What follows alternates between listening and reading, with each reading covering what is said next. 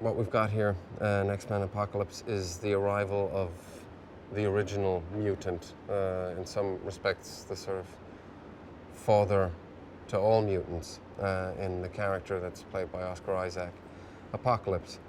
And he's decided to take judgment on the world. He doesn't like the way the world has, well, in his mind, degenerated, and he wants to start afresh. Apocalypse is basically the all-powerful mutant that has elements of all mutants and has an accessibility to all of their powers.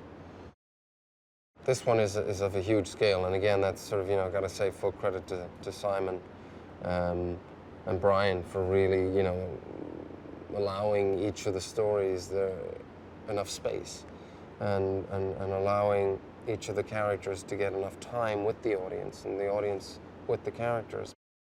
2 days ago, we were out in an outdoor sort of set, which was brilliantly recreated by the art department, and, you know, real cars crushed, you know, real bits of concrete with sort of, you know, wrought iron running through them, mixed with, you know, styrofoam stuff. It's that illusion of using old school and then new school methods.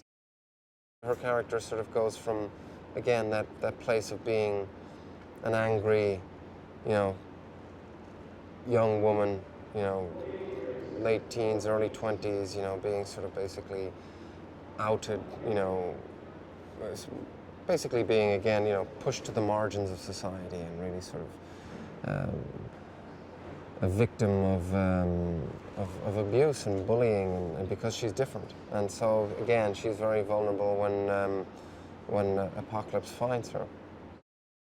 He's just giving it the nuance. He's grounding it in logic, and that joins his journey together and where he's coming from and where he's going. But there's a lot of logic that Oscar brings to it, and a lot of, you know, research as well. You know, reading up about Hinduism, and, you know, reading up about Krishna and all these different sort of gods. And so, like I say, bringing great intelligence to it all.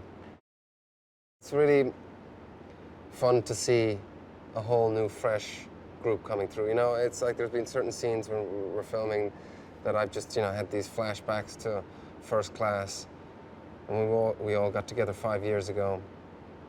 And so when I arrived here and saw this whole new group coming together, I was like, yes, it's time. You know, it's nice to see it. It's first and foremost, it's going to be fun for the fans. The first thing that James did was he brought a little sort of mischief and sort of a little bit of a rebel to Professor X, which I think, you know, really was very clever, because from looking at it from where Eric is standing, there was something about that he found very endearing, and, you know, that he was charmed by this man, you know, and I think, you know, that's why the fans are sort of, you know, really reacting to the bromance thing. You know, there's a real sort of Butch Cassidy sort of element that he sort of brings to it, James, which I thought was really smart.